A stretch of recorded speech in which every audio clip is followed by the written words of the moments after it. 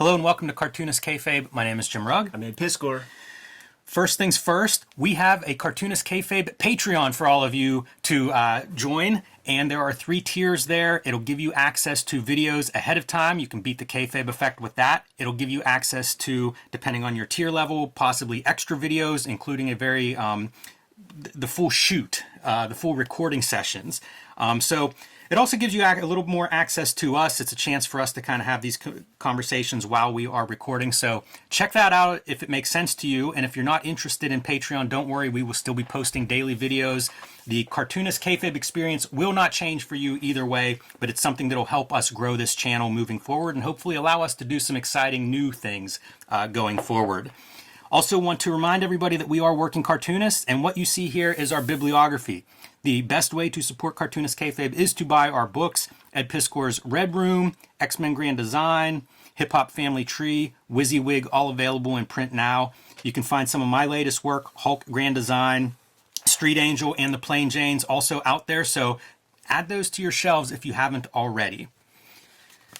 Today, we are going to look at one of the iconic European cartoonists, Milo MANARA, coming in under Joe Quesada's regime at Marvel to do a one-shot that looks like it's absolutely tailored to Manara's strengths.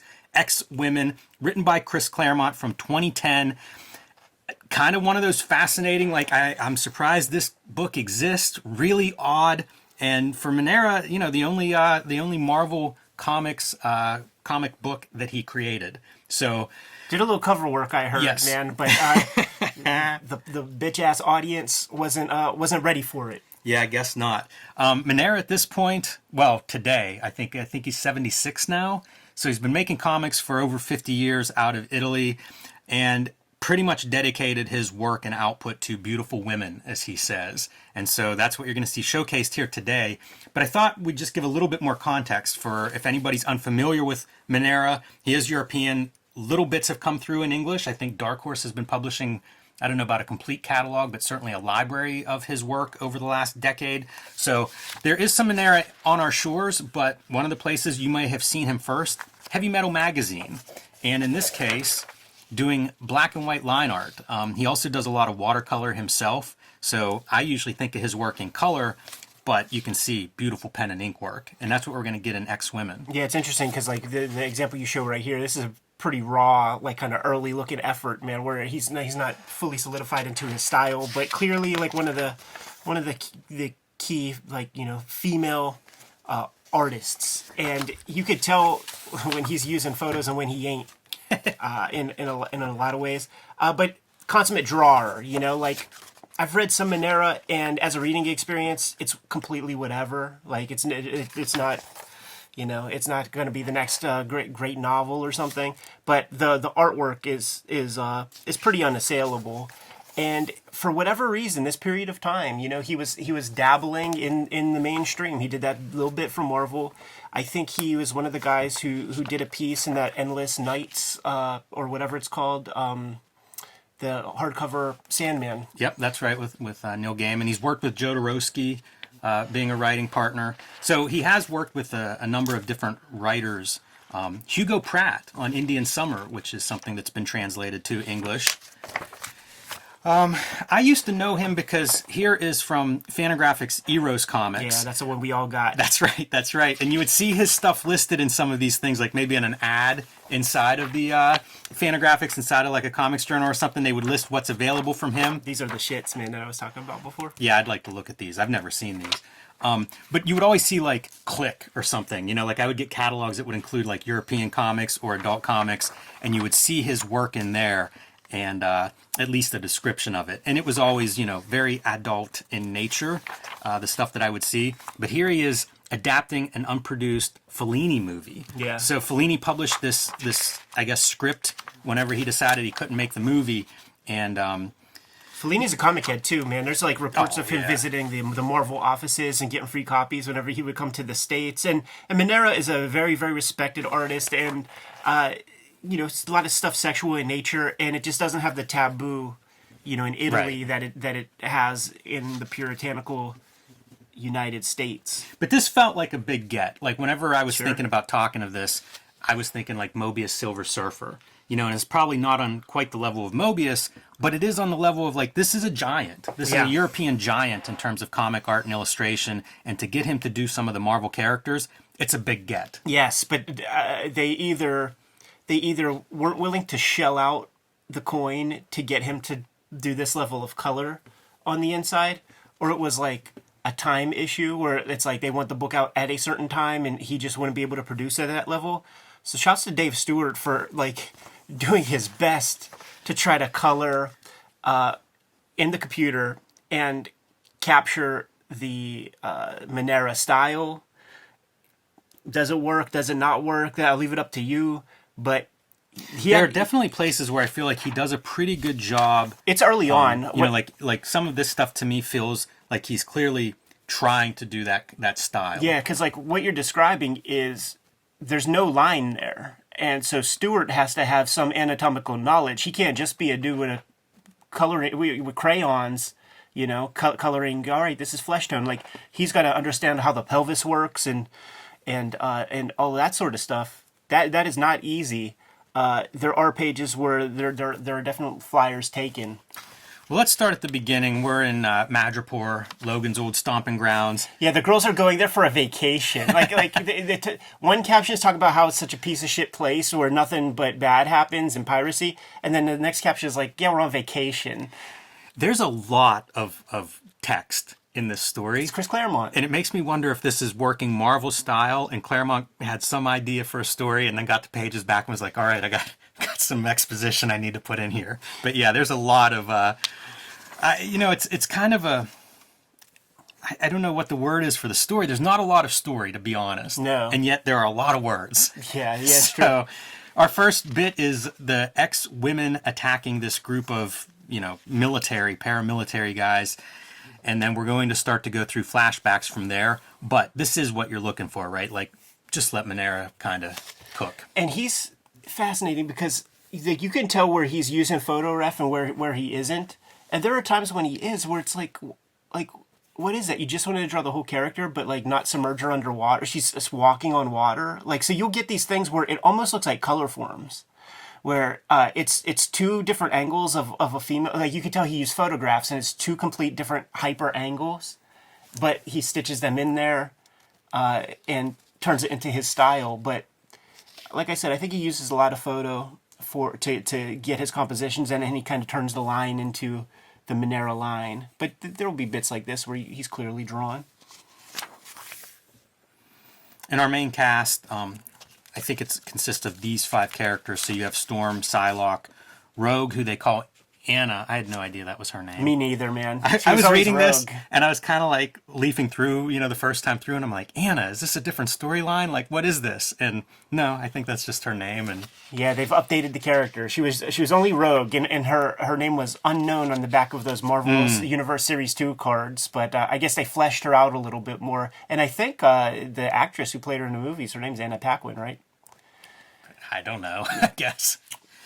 I was throwing you a softball. I haven't seen too many of those movies. And then the other 2 are Kitty Pryde and Rachel. So the story is Rachel gets kidnapped. And again, we are going to go into flashback. And the ex-women go there to rescue her, but things go wrong. And what goes wrong is they have a gun that nullifies their powers. This is pretty badass, man. When you're drawing the human figure and then you draw the bones on the inside, that's a cool thing. Yeah, probably not a photo reference for the skeleton, but...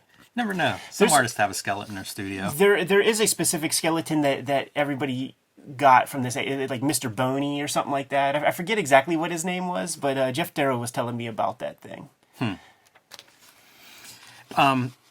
Yeah, I don't even know how to think of Manara in terms of other cartoonists. Like, there'll be little moments where I'll be like, oh yeah, I see some Frank Whiteley or this or that. But kind of a bit of a one-of-one. And then when you put him into like a superhero action thing, it's really a strange marriage. Because it's a stretch. Like he's not used to doing that stuff, and we are used to the American idiom of like Jack Kirby bombast when it comes to fight sequences and stuff, and it's about like choosing the exact right moments, And he just doesn't do that. Like he'll give you the moment of impact, but not show like, you know, a face imploding upon a punch or something. It's just like a moment of contact. So it doesn't have that bombast. There's like an elegance. There is. And I think it centers around the idea that like he spent his whole life trying to figure out how to draw beautiful women, and there's a sensuous quality to that.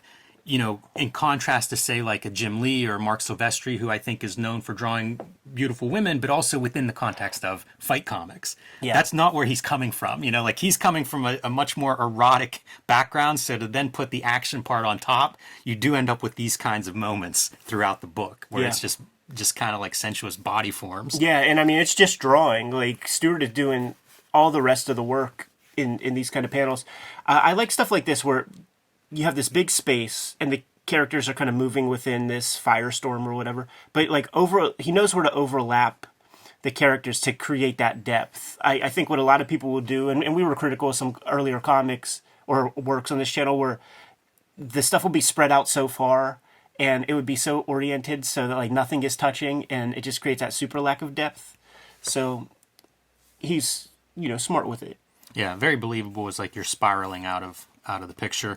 Our a glimpse of our villain, by the way, also a sexy woman. Ilsa She-Wolf of the SS, got the titties out. And I'll just say, you know, there is one more, and that is the White Queen is in here. Which is crazy, because I thought that was the White Queen. I'm like, okay, the White Queen is the villainess of this one. Okay, I'm getting it. I'm understanding it. I'm on board. Yeah, she's actually another prisoner next to Rachel. So again, we'll unfold that as we go. But here's those tangled bodies again falling. And, you know, you're right, I think, about creating the depth by having some of that overlap and sort of making them a tangle. And that's where he's showing off that he does, you know, he has good knowledge on how to draw the body, man. So he's able to twist those chicks up in all sorts of pretzel-like contortions. That's like quintessential Manara face right there.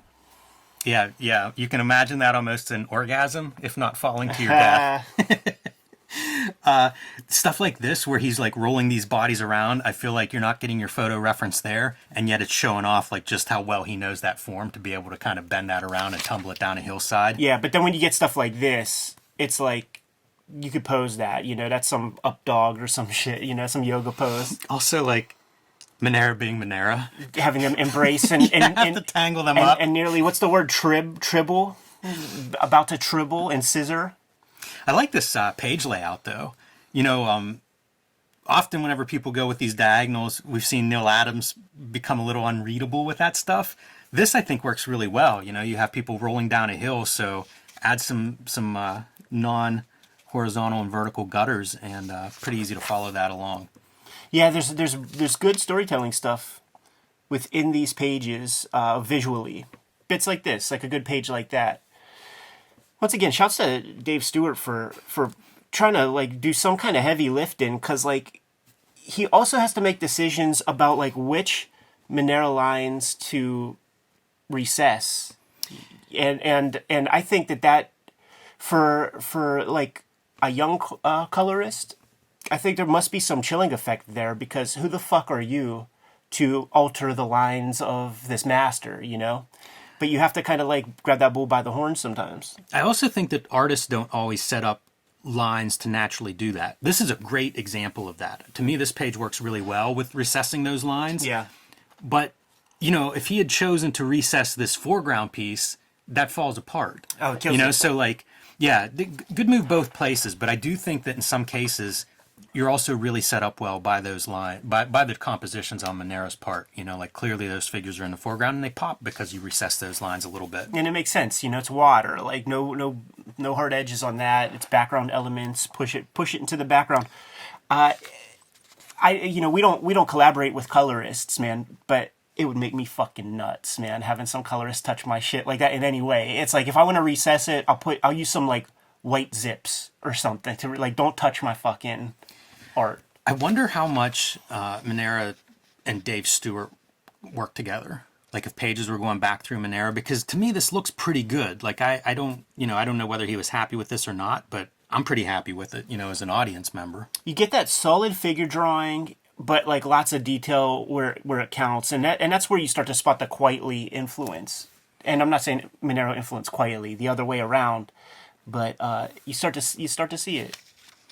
Yeah, so funny because this storyline begins in Greece, and I think Madripoor is in the South Pacific. Is that? You know, does that sound right? This is I what used it to is. read Wolverine every month. This is one of those reading experiences. I mean, it explains right where it is. It's like some, and it's clearly that expositional thing where Chris Claremont like read an issue of National Geographic and heard about some maritime path from Singapore to Philippines or something, and is like, okay, let's put an island there. Because the way he explains it is almost like it would be explained in a National Geographic. This story, by the way, is Rogue gets a villa, and so she's going to bring all of her friends out for a fun week of vacation. They got that Airbnb. Maybe retire from X-Men if this is what you've inherited. Well, it's just like I said, it's an Airbnb. This issue, it's an extension of that 2-issue Silvestri run where they're in Australia, and then there's the one issue where the chicks break off and they like go shopping and they go to like Chippendale dancers, and like you get to see Mark Silvestri draw Patrick Swayze from Saturday Night Live, like as one of the characters. It's the first appearance of Rogue. I mean, the first appearance of Young Jubilee is, sneaks on board and becomes a part of the team. And then the next issue is actually Rob Liefeld. It's that Liefeld issue. We did an episode on it where it's the bros are going to bars and getting in a bar fight, or there's like aliens and stuff. So this is kind of a spiritual cousin to that run, those little one-shots. Hey, do you think that Claremont wrote for Kitty Pryde to like leap through a yacht on her jet ski? Because that's a ridiculous drawing. Yeah, it's Windsor. It's almost Windsor McKay at a certain point, man. Like it's just pure whimsy. It's funny. You know, the other thing I thought reading through this is, if you bought this because you want to see Manara drawing X-Women, you got your money's worth.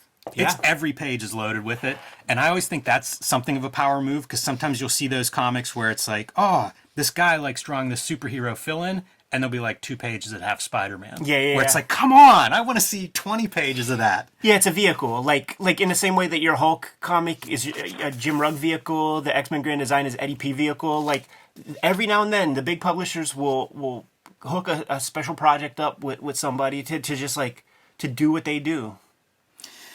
So those goons show up and they kidnap Rachel. Again, this is flashback sequence. This is how the whole story starts.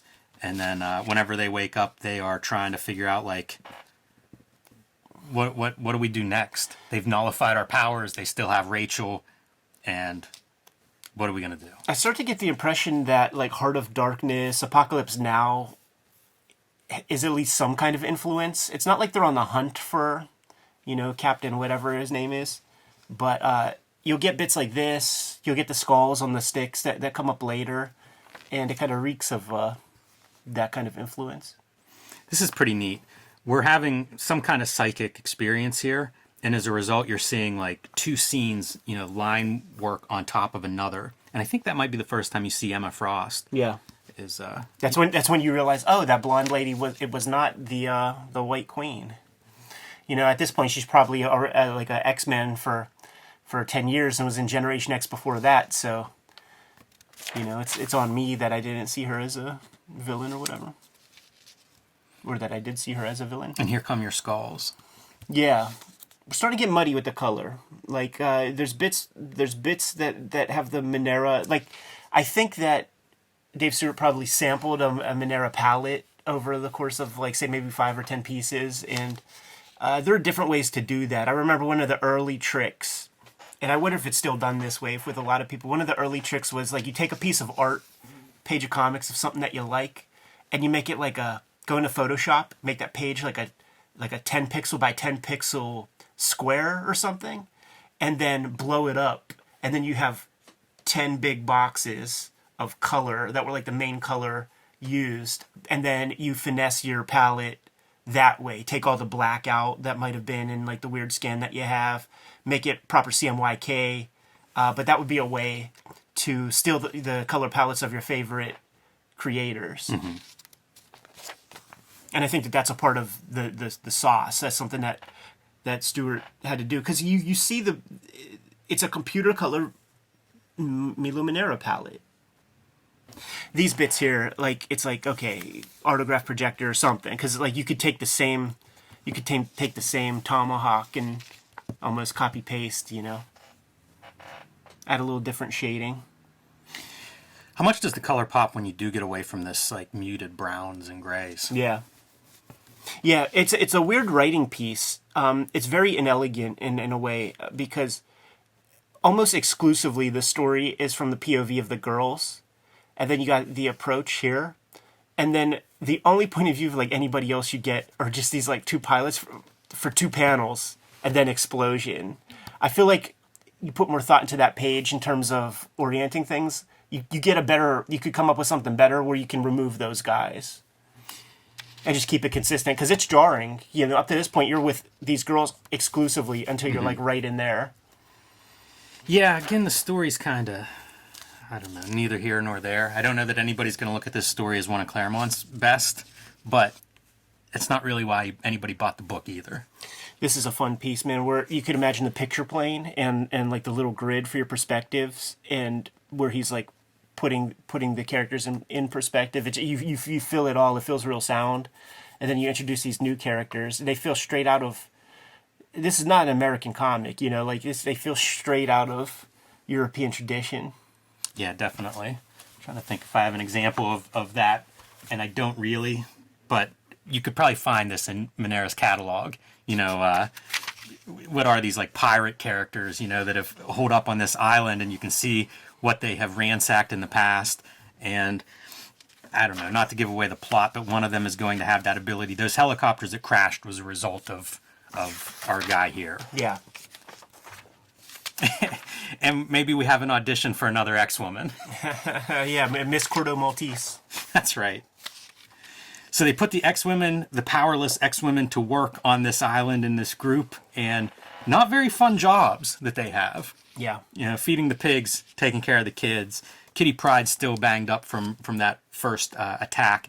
You think she's milking it, man, when she sees with the job that her friends are doing? You think she takes a little bit more of a powder to just try to, you know, escape doing some of that garbage work? Could be. This kind of European drawing was always so bizarre to me when I first encountered it, maybe in the early 90s, like if I'd find something at a flea market. Yeah. And it was not rendered at all the way that I was used to seeing rendering. Sure. And yeah. it used to just kind of like throw me so far off. Yeah, it's real drawing. You know, I feel like the first stuff I ever saw, like that was Just Swart from Volume 2, Number 2 of Raw. In 6th grade, I had a friend who, his big sister had that issue, and I bartered everything I could. I don't quite remember, man, but I might have gave that dude even a video game, like a Nintendo tape, for... to steal his sister's comic. Yeah, she was done with it, man. But the juice... Why'd she even have that? That's pretty wild. You should have hung out with her. Yeah, hip chick, for sure. And seeing that story, it just blew my... It was my favorite piece in that book, and that it's that clear line approach, you know, where it's cartoony, but it's realistic. Fantastic. Yeah, comics were so narrow in the Marvel DC Archie realm that, like, you get into international comics back then, and I'd just be like, I don't know what this is, like a different art. Yeah, that book had it might have had like a Tatsumi piece or a Suje piece. It had Henry. It's my introduction to Henry Darger. Yeah. It's that like Chris Ware when he was in his like that Bill Watterson. It's a potato. I think it was Head drawn guy. like straight to ink. Yeah. At that point. Yeah, it's just a fucking mind-blowing book. And this is when we pull our swerve, and today's video is actually Raw, Volume 2, Number 2. All right, back to X-Women. The one X-Woman who gets a little better position is Storm, because our bad guy leader, very interested in her. Maybe join his harem. Yeah, and you say bad guy, but they're kind of like anti-heroes. Yeah, I guess so. Kind of bad whenever he's putting everybody in bondage, but I suppose he's not the original villain.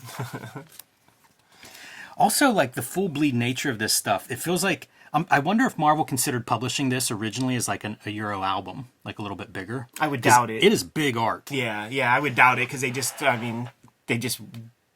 why not? You know, like they just didn't do that shit. But this is a fun spread for sure. Yeah, it's a great, once again, if you bought this for Manara drawing women, very happy with the returns. Yeah.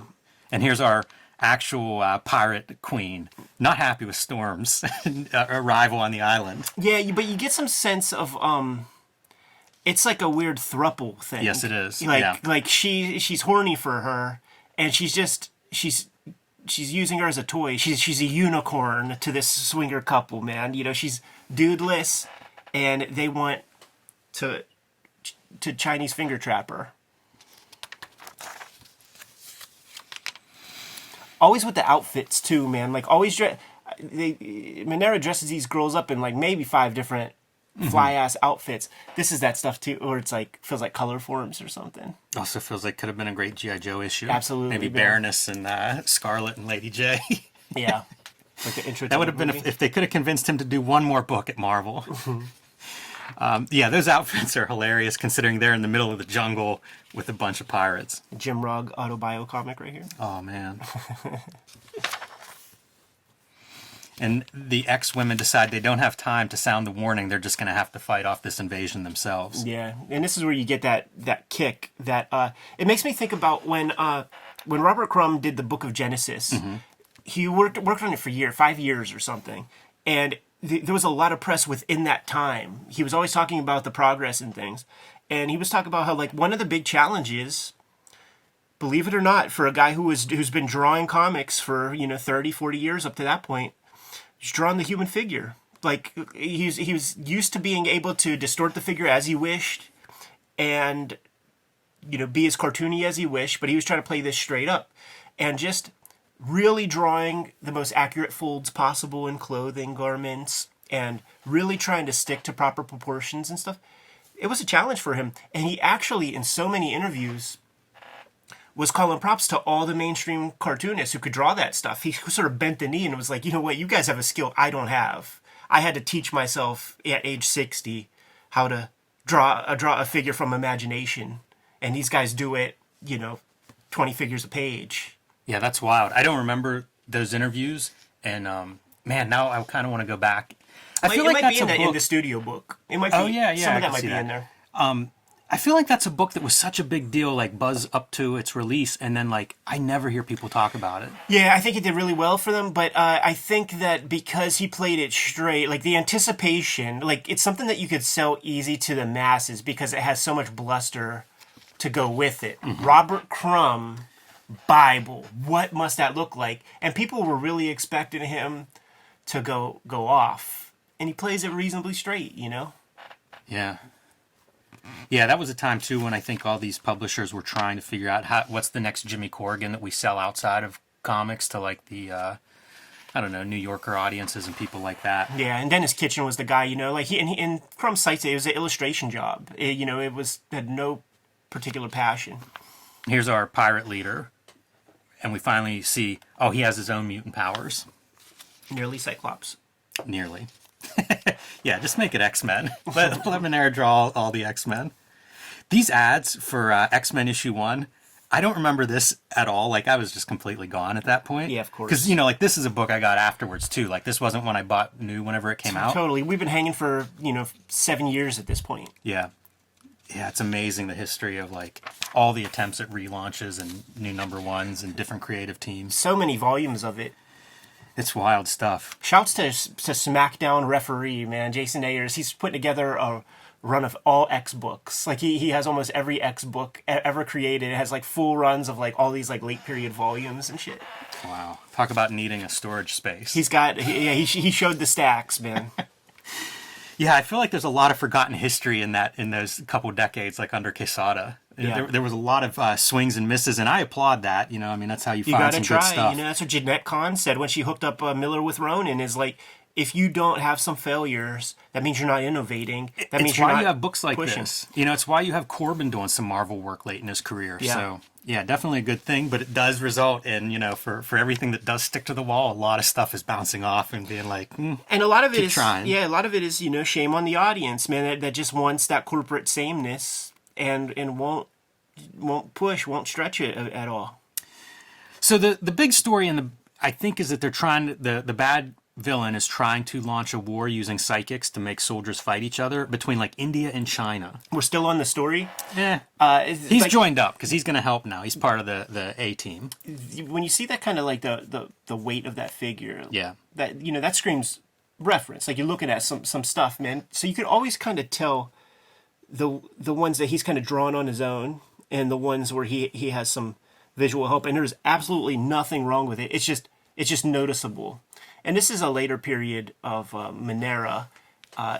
He's older at this point, man. And you could sort of it's more probably noticeable. Early 60s at this point. Yeah, it's more noticeable here than it is in a lot of the earlier works. So there's like less of an elegance, and you find that to be the case whenever some singular kind of creator comes into a work for hire space. They're not tossing their 100-mile-an-hour fastballs for work for hire. They just ain't. I also wonder, I mentioned earlier, like, if this is a loose plot that Manara's drawing, but when I look at a page like this, it makes me think, like, how tight is the script? Because you're packing these pages. Yeah. And I don't know if you do that if you're really, kind of working from a loose plot, because, like, there's so much drawing that's smashed and crammed into these pages. Yeah, totally. And I think that can contribute to all sorts of stuff, stiff figures, maybe shortcut here or there, because it's just dense. And just not being engaged with the material, man. Like, our friends in Japan, Peach and Takashi Okazaki, they didn't really have any connection with Marvel stuff. That's why they let her just do her own thing. Go ahead, design all your own characters and have at it. Takashi, design all your own characters, have at it. Because it's like, they really don't have much knowledge of it, and they don't have any engagement with the material, so just make it your own. I wish this stood out more. Yeah, Stewart will do that, man. He'll. I always think... It's that period, too, where it's just muddy color. We looked at a few books this week where I think the coloring is going to be something that I criticize, and I always think, like, put this in Photoshop and desaturate it and see if it's not all, like, just a flat, 60% gray. Yeah, it's very like, gray. I need some values there. That's a tip for people at home that are making comics and coloring them, is, like, look at them in grayscale and see, like, how that value works. Mm-hmm. So the bad guy, they finally get to rescue their friend. Unfortunately, that means rescuing Emma Frost as well, which nobody loves that idea, but what are you going to do? And our supervillain does manage to make it to the escape pod. But not before her shirt gets ripped open. Of course. And also look at this ridiculous, like, cross-section for your escape. It's comics, baby. It sure is. Yeah, it sure is. Yeah, rip the shirt open. I feel like the Ramita Raiders probably had to do some amending on some of this line art. I wonder, too, like, is this in the Claremont script? Her shirt's been torn asunder. It's Manara, baby. This feels like the end of that Quentin Tarantino Death Proof, where it's like you just get the bad guy in the middle of all the good guys and they can take turns, like, taking their shots. And they freeze her. This is Storm doing some sort of freezing with that tornado. I mean, she's dead, right? Storm killed her. I know. And it's all like nothing. Well, they say in the captions that, they put her in jail. But, like, you have the White Queen, like, that's pieces of the lady. Like, and her heart. Yeah. But, they kick her titties off. Like, that's her titties get kicked off her body while she's fully immobile. I'm calling this a brutal murder. Absolutely, man. And that's why it's like in the fucking, because, like, Marvel's so corny, right? So somewhere in the captions they have to talk about, like, they dropped her off in the Hooskow, and it's like, so she's tittyless. She's got chunks taken out of her, and she's frozen solid. By the way, our pirate queen doesn't believe in buttons. She took some fashion advice from the villainess, and then this is like your $10,000. Like, imagine, like, those fucking guys, those neckbeard type fellas at the comic conventions who save up money to get Adam Hughes to draw, somebody opening up their puss. Like, some fucking dude is spanking off to this right now who had $30,000 to spend on this piece of original art. And that's the end. And look, his signature's even cropped off. Yeah.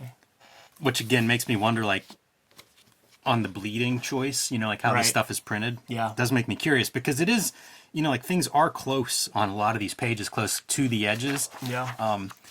You wonder, like, in today's world now, would this have been, like, the Grand Design size book? Yeah. Or something oversized, like, it's very detailed art. So Afterward by Joe Quesada really just blowing smoke Manara's way, and rightfully so, talking about how great he is and how happy he is to have him show up here and draw this stuff. And then they say these are his pencils, and I think that is completely wrong, because you can see very light pencil lines in a couple of these spots. So I think clearly that's inked. I don't know why they say it's a bonus peek at Manara's pencils. I think it is pencil, and it's like... Do you think it's not inked, the book? Yeah, well, I don't know. Like, but it's sketch underdrawing. Because there's definite gray there. Yeah, like I think those are pencils, but like what you're seeing is just, you know, his underdrawing stuff. It might not be inked. Because I mean, Jeff Darrow, you've seen Jeff Darrow's pencils. Yeah, I mean, this is not the best, but Just there's count these little ticks, man. comparison. And look, they're all there. Yeah, yeah. I think it's just penciled.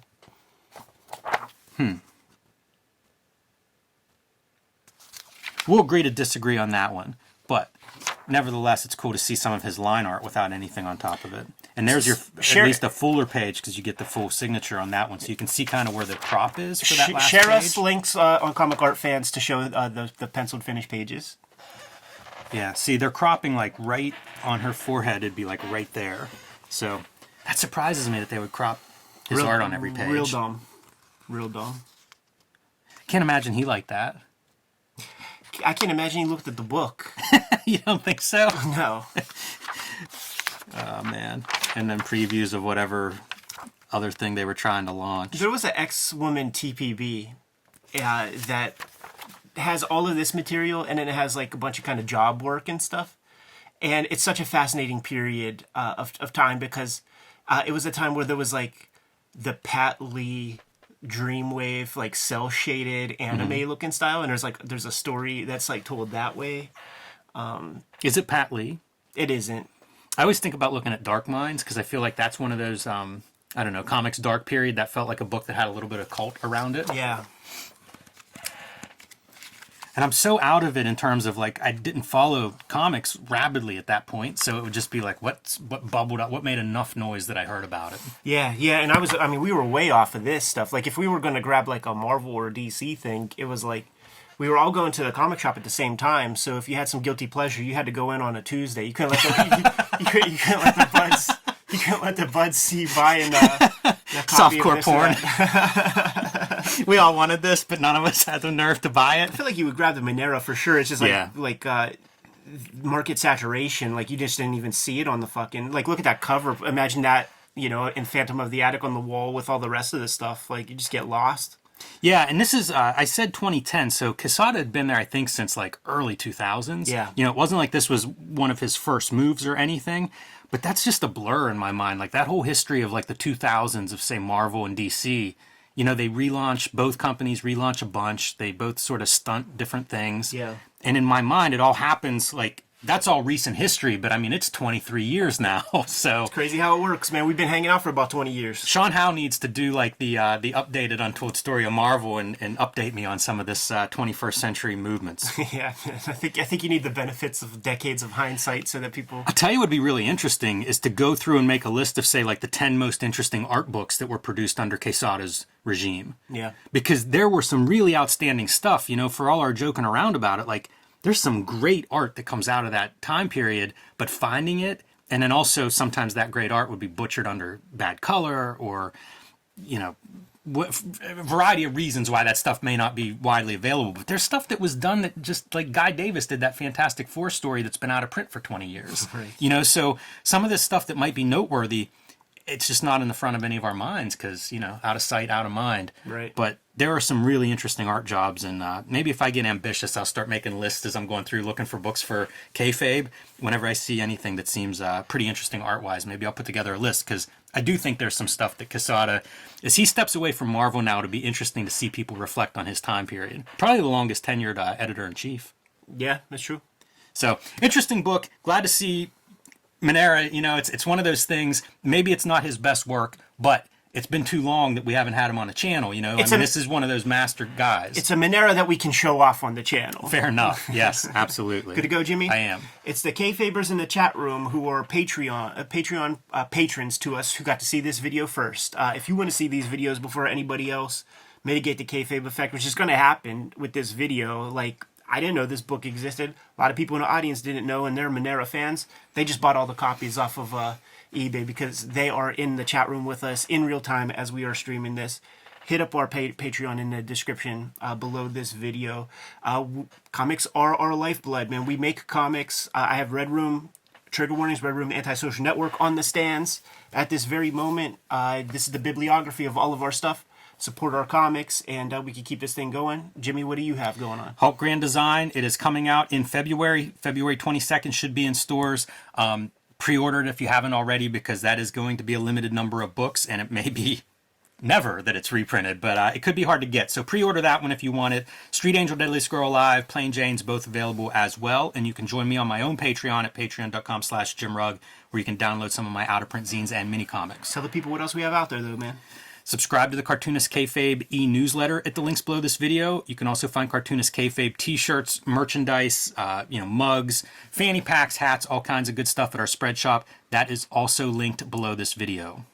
Another great way to support the Cartoonist Kayfabe channel. Jimmy, given those marching orders, we'll be on our way. Read more comics.